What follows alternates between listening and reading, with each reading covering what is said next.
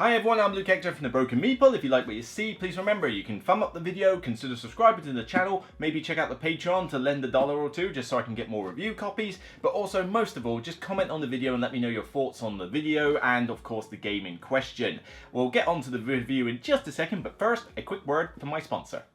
As a fellow gamer, you'll understand this is unacceptable. The solution? Head down to my new sponsor, KIENDA.co.uk. KIENDA stocks many of the hot new releases as well as some old hidden gems. Free delivery on orders over £30, further discounts on bulk purchases, and even 5% of your spending refunded back to you as points to be used for further discounts down the line. If you use the referral link in the description below and sign up for a new account, you'll get 5% discount on your first order over £60. So let's make gaps in your collection a thing of the past. Get down to KIENDA and start saving today. Thank you for listening and enjoy the rest of the video. Get on with it. And thank you to KIENDA for sponsoring this video with a review copy of Alice's Garden. Now this one I had never heard of. Literally never heard of. It's not a 2022 game, so, you know, I can't always do the hot newness on this show, alright, just give me a break.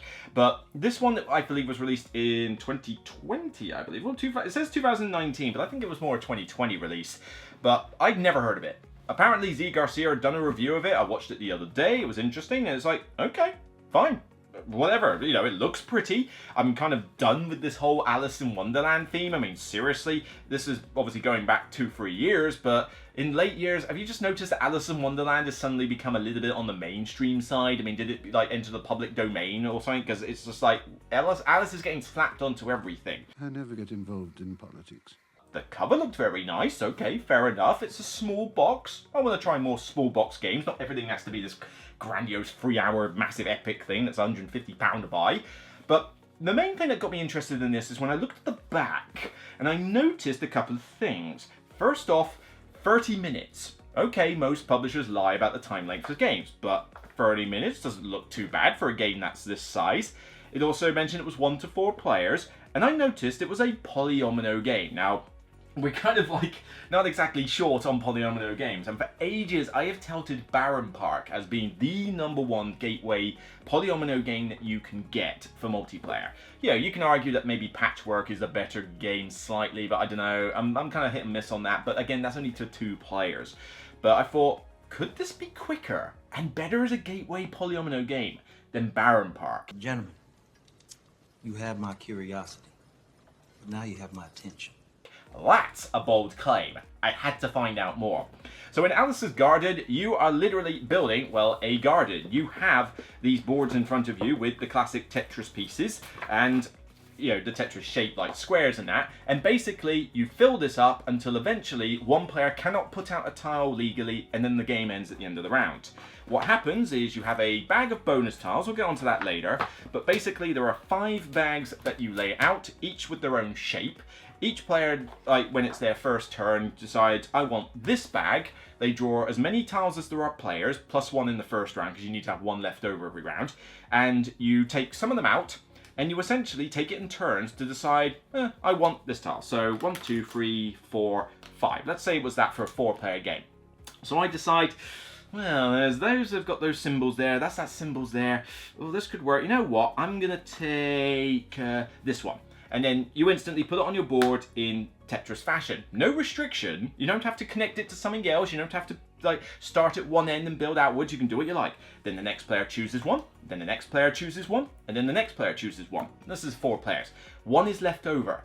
And then the first player marker moves to the next player. They then choose any of the 5 bags. Could be the same one again. And go, you know what? I fancy this one. So I'm going to draw 4 tiles from here to go with the one from a different shape that you had before. And again, each player sort of goes, I like this one. And I'm going to put it there.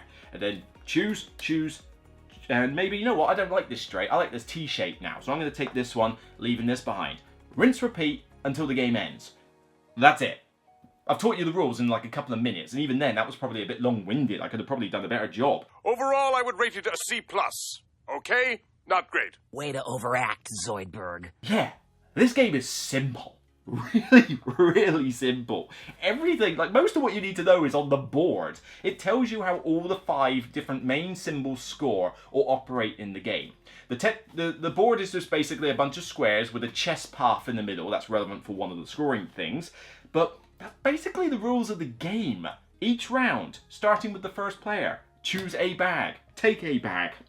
Take some tiles out, choose a tile, put it on your board. Next player, please. The only slight quirk is that one of the symbols, the gardeners, the playing cards, when you connect them together, they don't score you points, but they let you draw from this bag of single 1 square tiles, and they're essentially bonus tiles you put out at the end of the game to fill up spaces. And you're going to want to fill up those spaces because any uncovered area is a negative 5 points. But then any bonus tile you're left with at the end of the game is also negative 5. You can get hit with a lot of negatives here if you're not playing your, if you're not playing your cards right, I guess is the wrong phrase, but bad pun. But yeah, it's pretty much as simple as that. And the scoring is not difficult either. I mean, the chess pieces, 5 points if you put the chess piece on the chess path. Easy. Roses, you score X points if you can get them all bunched together. Great. Playing cards I've just mentioned. Mushrooms, at least 2 in a column, you get 8 points. Trees, get 2 in a row and then you count the spaces between them, inclusive of the trees themselves. Not the most intuitive thing, but it includes the trees themselves, and that's how many points you get. That's it. There's all your scoring. Those are negative points. I can teach this game in about 2 to 3 minutes tops, and it actually is accurate to the 30-minute time frame that it sticks on the box. You play this with 2 players, you could be done in 15-20 minutes. It's that fast. But with 4 players, I've never had a game go over 30 minutes, including the teach. Because at the end of the day, it doesn't really matter how many players you have. You'll still have the same number of tiles on your board because you're still going to put as many as you can out. It's just a case that you've got to wait a slight bit longer between turns because you're waiting for someone to choose a tile. But there's only so many symbols on there, and there's only so much you can do with them because it's a small board. Even the most AP of players should be able to get a move on with this game. As I say, never had it more than 30 players, 30 minutes of a time frame. Going on to the aesthetics, oh my word! I looked at this from the box and I thought, oh, this is a cute cover, nice, it's got colour, it'll probably have some nice artwork, probably basic and that. And then I opened up and I saw these bags. Wow! These are very nice quality green felt bags with the custom logo on each one. It's got the white sort of like flower with the vines and that, and it's got the actual shape of the tile on there. On all of them, and there's 6 of them in the box. The tiles themselves are relatively thin cardstock, but it's not like they're gonna break in half in your hand. Just obviously don't bend them or anything stupid like that. But they've got nice artwork on them. It's easy to tell what symbol is what. It's, it's suitable for colorblind people because the symbol is very distinct from a different symbol. So yes, okay, the mushrooms are blue and the roses are red, but you can easily tell what a mushroom looks like and what a rose looks like. So colorblindness isn't even going to be a problem in this game. It's colorblind friendly. Well done. But would you believe how much this game costs? I thought, oh, this is probably going to be like a 30 quid game because, I mean, those bags can't be cheap and you got all these tiles and that, and games are getting expensive these days. The most I've seen this game sell for is about £20. KIENDA sell it for about 16, 17 quid. What? How is that possible? This is game right levels of cheapness. Remember Forbidden Island and Forbidden Desert, how you could get those games for less than £20 at a time? And you thought, how do they make Forbidden Island for this cheap? Because with all the pieces and all that stuff that it has, it's like, there is no way that could be selling for like, what was that, like £15 you could buy Forbidden Island for? It was like one of the best bang for your buck games ever. This is a really good bang for your buck game. Less than £20 for this kind of aesthetics and for, proper boards, not paper, and all these different tiles of different shapes. A score pad even. You get a little score pad in this. It has a solo mode. That's an insane bang for your buck. I was staggered when I saw that price tag. Really, really good how they've managed to do this. But of course, aesthetics and ease of play are one thing. Is the game fun? Yeah, it is. I mean, laying stuff on your board in the Tetris-style, I enjoy that anyway. I like these spatial awareness games where you've got to go, right, well, I need to put that there, I'll put that one there. Oh, that's not great, hang on, let me just slot that in there, and then I can connect those 2 trees up and those 2 mushrooms. That's already fun in itself. But what elevates this game is the choosing of the bags, because you want to think, well, I'm trying to build these shapes over here, but you can see what the other players are doing on their boards. So well, those shapes don't quite, I mean, in the early game, this doesn't matter as much, but when it gets later on and space gets a bit tighter, you're like, you can't really do a lot with this shape, so maybe I should choose that one. The question is, can I do a lot with that shape? And if I decide to pick something else, are you going to pick the shape I want? Are you going to pick the square tiles? I don't know, you might pick the T shape, and if you pick the T shape, where am I going to stick this if I put the tile there? Not like the most complex of thinkiness here, not the most high complexity here, but it's enough to really get your brain going, or get you at least in that tense situation that you're thinking, which bag are you going to pick? Which bag are you going to pick? Easier with less players than it is with more, I will admit. I think this game shines best as a 2-player game, but it still works fine at 3 and 4. I think it scales perfectly fine. Like I say, the length is still 30 minutes tops. It's just maybe 4 is a little bit hard to keep an eye on what everybody's doing, but very minor nitpick with that. The different ways that the things score, I kind of think that the roses are slightly powerful. I mean, getting 5 of them is 25 points, whereas getting a chess piece on the space is 5 points. Getting 2 mushrooms in a column is only 8. 25 just to get 5 roses bunched up is a little bit like a lot of points, but then I sort of noticed after a few more games, well, it depends if lots of people go for the roses. Are they in contention? You know, and to be honest, I've scored a lot of points getting the trees to be all 8 spaces apart. I've done pretty well with the chess pieces, like laying up the chess path with a ton of chess pieces. That can score quite high. And some games have been relatively tight scoring, although not the majority of them. Usually there's a fairly clear winner. But again, it's a 30-minute game. It's not the end of the world with that. Now, the solo mode is kind of basic. It's not lackluster. I mean, it's not that it's not fun, but pretty much all you do is that you lay the bags out. You choose a bag on the left-hand side, you draw some tiles from it, and then everything else is kind of the same. It's just the fact that you have to lay out the bags and put one on your right, and you've got restricted choices as to what you can do, but mainly you're just trying to beat your own score. So scores under 70 you're not very good, 130 or more perfect. It's just basically a beat your own score. But the solo rules are literally half a page. Literally, that's your solo rules. Half a page there, and you can play this solo. And honestly, the game works just fine solo. You draw a couple of tiles, you're restricted slightly on your choices, and you just have a little fun Tetris game. Barenpark can't be played solo. Consider that. You know, this has an advantage over it. So, yeah, it's a good, thinky little game. It's easy to play. This is easily gateway level. I could teach this to a non-gamer, no problem. It is the definition of a filler. I mean, well, yeah, actually no, 30 minutes. 30 minutes is what I call a filler, and you can do it in less with less players. This fits the definition of a filler, but it's cheap as chips. It's got, you know, the quality of the components. Honestly, yes, okay, this isn't a game I want to play over and over and over again, but it really does do a good job. Now, I mean, that's kind of the thing. Though I don't want to bring this out like 20 million times. You know, I will bring this out every now and again as a good filler. And, you know, there's only so much replay value in this as well, because you've got those 5 ways you score, and that's it. Really, the replay value comes from having the bags and everybody choosing which tiles they want. But it's not like, oh, I'll switch out the mushrooms for this, or the mushrooms score this way in a game, but now they score that way in a game. It would have been nice maybe to have had 1 or 2 variants, but it's a really solid game. It just works, smooth, good production, good game all round, and there's very little I can fault with it, honestly. You know, would I say it's like, it's kind of weird how I'm going to rate this, because do I want to play this over and over again? No, because that's more something like Spirit Island, Sentinels in the Multiverse. That's my 10 out of 10s or so.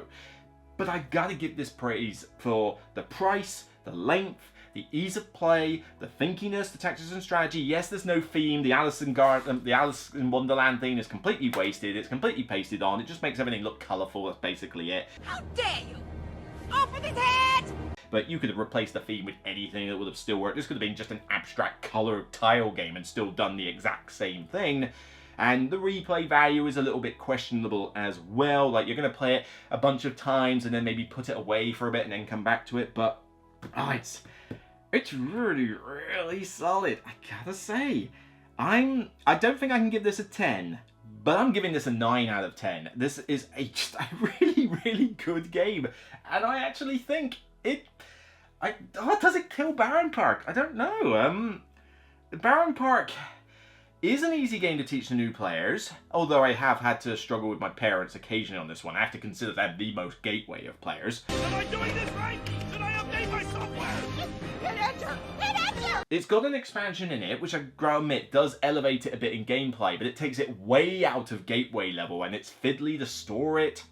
This one stores okay. The bags kind of like lift up the box lid a little bit, so you might want to consider a rubber band or something just to keep the lid entirely flat, because when you put all these bags in, it kind of sort of tries to push the lid off, but not to crazy levels, but there is that slight nitpick.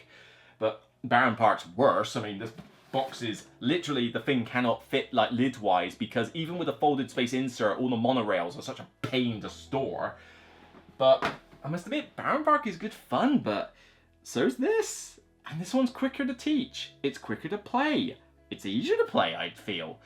Yeah, I think this kills Barenpark. Honestly, you know, it's not that I will never play Barenpark again, but if you were to put the two in front of me without the expansion in Barenpark, maybe I'd rather play that with the expansion than this. But base set alone, if you were to put both in front of me, I'd choose Alice Garden. It just ticks those boxes, you know. Neither of them have any particular theme, but this one is better aesthetics, it is quicker, it is easier to learn, it is, you know, just as thinky, although I would say there's probably more thinky decisions in this than in Barenpark, because Barenpark you're more just concerned about where it fits on your board. What the other players are doing is not that interesting, apart from maybe racing for the objectives, and maybe that would have been cool with this. It would have been nice to have had a few objective tiles, you know, just to say, right, if you can get these chess pieces in a group of 5 or something, score more points. It would have been nice to have maybe thrown that in as a little mini thing or mini variant.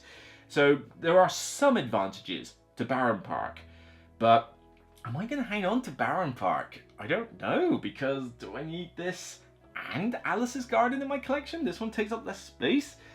I'm probably going to hang on to both in my collection, I think, for now. But yeah, it's making me think. It really is making me think. This is a solid 9 out of 10. It is the dictionary definition of a hidden gem. I am not just saying that because KIENDA gave me a copy. No, honestly, this has surprised me. It ticks the boxes for what you want in a gateway level game. It is easily probably, I think, the first Polyomino game you should show anybody. Maybe alongside Barenpark or Patchwork. It's certainly another contender. But you just can't argue with that price point, with the aesthetics, with the quality of these bags. For that price point, I still can't get it. Nothing is wasted here. Nothing feels wasted. It's just a really solid game. You can't deny it. Just maybe not one that you're going to repeat over and over again. So it doesn't really put it into 10 territory, but it certainly puts it as a high 9 and definitely worth a seal of distinction. You gotta check this one out and see if it's right for you. So that's it for me on this episode of The Broken Meeple. If you like what you see, please consider thumbing up the video, checking out the Patreon maybe, or obviously consider subscribing to the channel, but for most of all, could you please comment on the video, let me know your thoughts on the game. Could this potentially be a Polyomino like choice for you? Does it kill Barenpark? Do you think I'm overreacting a bit with that? I don't know, I'd be interested to know your thoughts. Do you think this is better, or do you think that's better? Let me know, I'd be interested to hear. So until next time, you can see me on other videos, such as the recent review I did for First Contact, but you can also check out the experimentation review I did for Dice Theme Park, which I tried to do live. Let me know your thoughts as to whether that format works. I'm kind of in two minds here. But take care, and remember as always, whether you're in Wonderland or not chasing white rabbits, it's still only a game. Bye for now.